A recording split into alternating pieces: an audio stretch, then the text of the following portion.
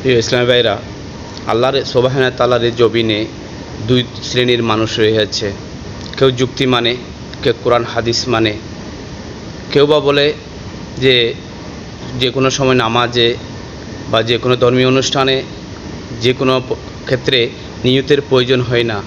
আরেকটা সম্প্রদায় রয়েছে যারা প্রতিটি কর্মক্ষেত্রে, নামাজের সময়, মসজিদে প্রবেশের সময়, জীবনের প্রতিটি সময়ে যারা নিয়ত করে।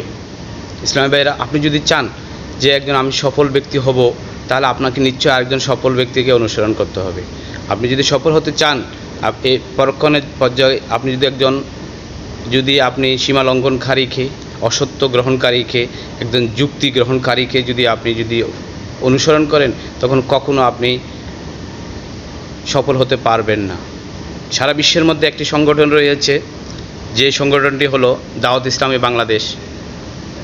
সেটি হলো দাওয়াত ইসলামী এমন একটি প্রতিষ্ঠান, যে প্রতিষ্ঠানের প্রতিটি সদস্য, প্রতিটি ভক্ত অনুরক্ত প্রতিটি কর্মক্ষেত্রে নিয়ত করে থাকেন।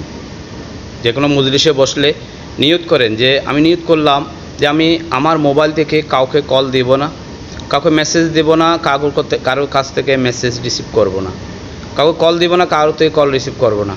দেখেন, এই যে নিয়ত করার কারণে আল্লাহ সুবহানাহু ওয়া তাআলা কত বরকত দেন। এদের প্রতিষ্ঠানগুলো কত সুন্দর, এদের ব্যক্তিগুলোর জীবন কত সুন্দর। পরক্ষণে দেখেন যে আমি যখন হেঁটে আসতেছি, সহকারী মুয়াজ্জেম মানুষ মহব্বত করে ওনাকে আরবি পড়ানোর জন্য প্রায় 25 থেকে 30 জন ছাত্রকে দিয়েছেন।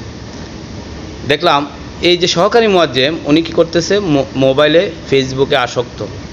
ছাত্ররা হা করে ওনার দিকে তাকাই রয়েছে।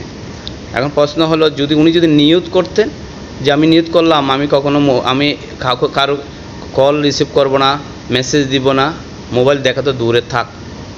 দেখেন, সফল ব্যক্তি হতে হলে সফল ব্যক্তিকে আপনার অনুসরণ করতে হবে।